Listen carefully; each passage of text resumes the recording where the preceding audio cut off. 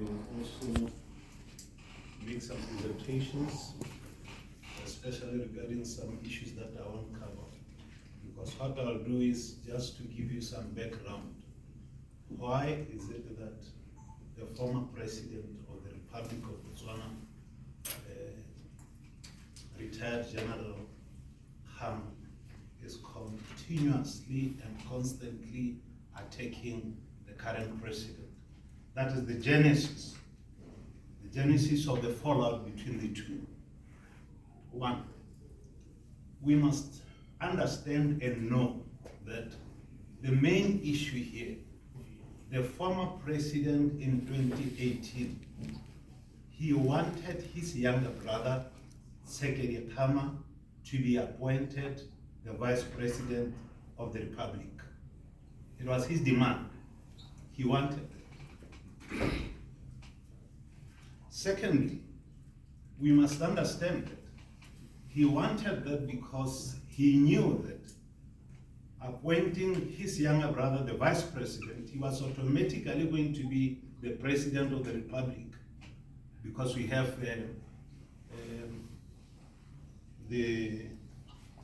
our constitution states that the sitting president, when he goes, the vice president takes over. So he wanted to take advantage of that. Effectively, the former president wanted his younger brother to be the president of this nation. And simply because that did not materialize, that's why he is fighting the current president. That's all. So all the reasons that he is stating, he tells the whole world of whatever he says, is not correct. This is the root cause of this fallout. You must also understand that when he was still a member of the Democratic Party, before he was fired by the current president, because sometimes he says he resigned from the party. That's not correct. He was fired from the Democratic Party because of indiscipline.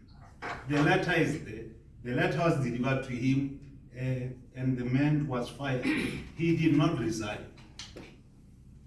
It is on record that before 2018 April, he demanded that he remains the president of the BDP, while the current president remains the president of the state, that is government. He even went to an extent of instructing the Secretary General of the party then in 2018 to seek for legal opinion. Two of them, unfortunately, the two legal opinions stated that it could not happen, and the man was disappointed. Clearly, the man from the onset did not want to leave the position of presidency.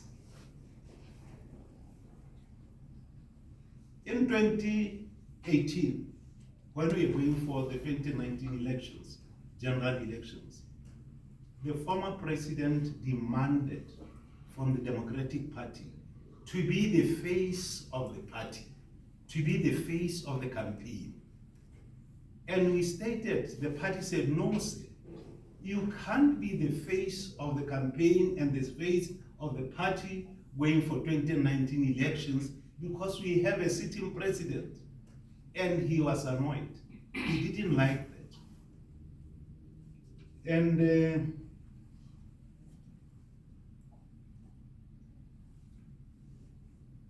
the former president wanted and expected the current president to consult him every time he appointed his cabinet. In 2018, when the current president appointed the current cabinet, he was annoyed. He expected, he even said it to some of us, that why was he not consulted?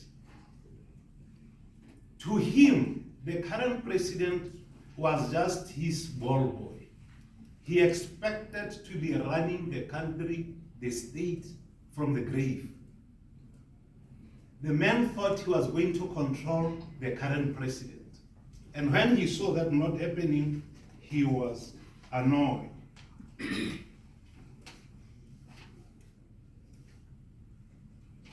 You see, one of the major sins of the current government is that some law enforcement agencies, some judicial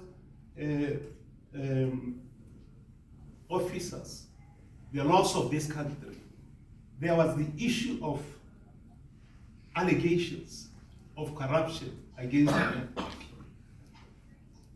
He honestly didn't want these investigations.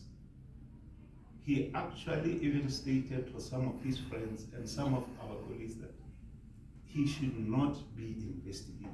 But you'll agree with me, in every nation, all law-abiding citizens, all those who believe that they are innocent, they won't fear to be investigated, because an investigation will state whether you are wrong or not wrong, whether the allegations against you are correct or wrong, whether those allegations can be taken to court, and courts will determine if you are guilty or not. But the man does not want investigation against you. And all of us, if we are investigated, there's nothing wrong with being investigated, because investigation does not necessarily mean you are guilty. But as a law-abiding citizen, you cannot really fight when an investigation is done against you.